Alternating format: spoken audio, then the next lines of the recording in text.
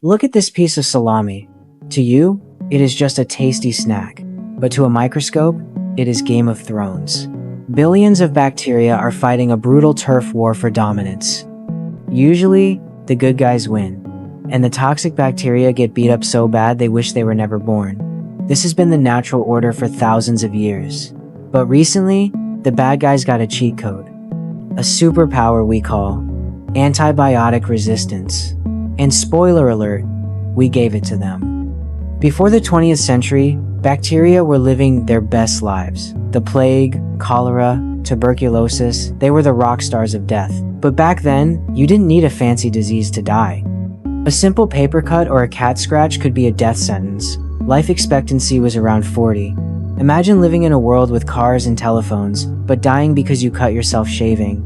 That was reality. We knew bacteria were the killers, but we had no weapon. We tried herbs, prayers, and moldy bread. Nothing worked. Then, 1942 happened. Penicillin, the first antibiotic. Basically, it is mold juice that melts bacterial walls until they pop like water balloons. It was a miracle. It didn't kill everything, but it saved millions. Scientists went crazy digging up dirt everywhere, looking for more mold. It was the golden age of antibiotics. We got tetracycline, amoxicillin, and a bunch of other unpronounceable names. Suddenly, a pill that cost less than a breakfast sandwich could save your life. Human lifespan doubled. We thought we won. We were wrong. Here is the thing. Antibiotics are assassins. They stab, poison, or starve bacteria. Rule number 1 of antibiotics: kill them all. Leave no witnesses. If you don't, evolution kicks in. See, bacteria reproduce asexually. They are basically copy-paste machines. But sometimes, the copier jams. A glitch happens. A mutation. Most mutants die. But once in a million, a mutant is born with a shield or a thicker skin. Bacteria reproduce every 20 minutes. One bacterium can become 1 billion in 7 hours. So, that 1 in a million chance happens all the time. Let's look at a modern example. Meet Brad. Brad has strep throat. He buys antibiotics.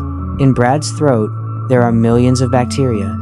Most are normal wimps, but a few are mutant tanks with thick armor. Day 1 and 2, Brad takes the pills. The weak bacteria die. Brad feels better. Day 3, the pills start chipping away at the tank bacteria. Day 4, the tanks are dying. Victory is close. But here is the plot twist. Brad thinks, I feel fine. I am cured. He stops taking the pills and saves the rest for later. Don't be like Brad. Now, Brad's throat is an empty real estate market. The normal bacteria are dead. The immune system is too slow. The only survivors are the mutant tanks. With no competition, they multiply.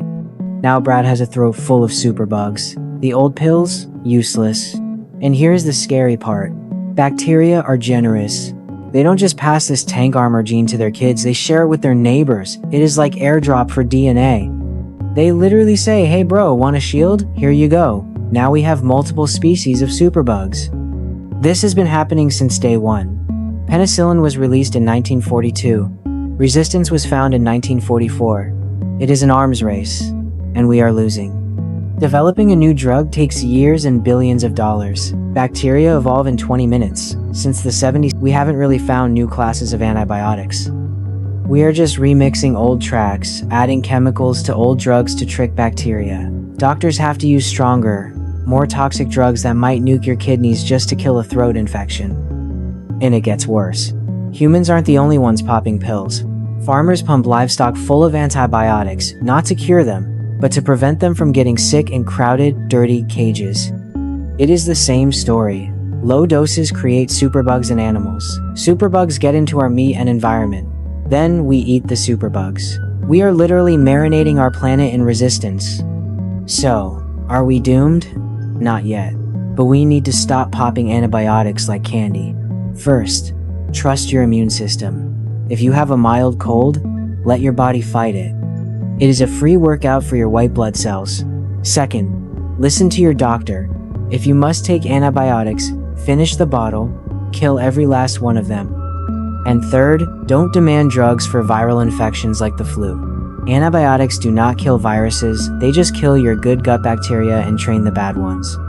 Also, check your soap. If it says antibacterial, check the ingredients. If it is chemical-based, it might be creating superbugs in your sink. The MVP is just plain soap and water. Soap doesn't poison bacteria, it physically rips them apart. Bacteria cannot evolve resistance to being ripped apart. It is simple, brutal, and effective. If we can slow down resistance, we buy time for scientists to invent the next big thing, maybe nanobots that hunt bacteria, like tiny terminators. Until then, wash your hands, finish your meds, and don't be like Brad. Bacteria, you have been warned.